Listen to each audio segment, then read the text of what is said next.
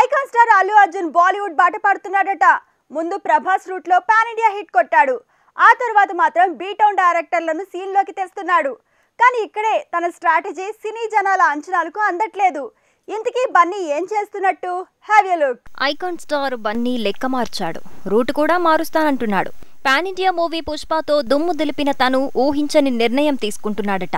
Pushpa the rise hit అయింది. Pushpa the rule sets పైకెళ్లబోతోంది. ఆ తర్వాత ఏంటంటే మాత్రం సంజయ్ లీలా బన్సాలి మేకింగ్ లో హిందీ సినిమా అన్న టాకే పెరిగింది. గంగూబాయ్ హిట్ తర్వాత బన్సాలి లెక్కలు కూడా మారాయట. బేసిక్ గా పాన్ ఇండియా హిట్ వస్తే మళ్లీ సౌత్ లోనే పాన్ ఇండియా మూవీలు తీయటం కామన్. కానీ బన్నీ రూటే సపరేటు.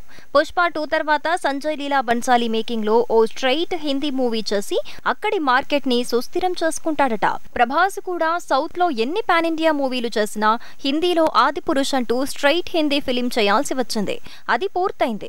అదే ఇప్పుడు పుష్పరాజు ఫాలో అవుతున్నాడా? బన్నీ పుష్ప 2 తర్వాత సంజయ్ లీలా బన్సాలి మూవీతో పాటు రోహిత్ శెట్టి మేకింగ్ లో బమోరో సినిమా చేస్తాడట. అలా తన స్ట్రాటజీ మార్చేసుకున్నాడట.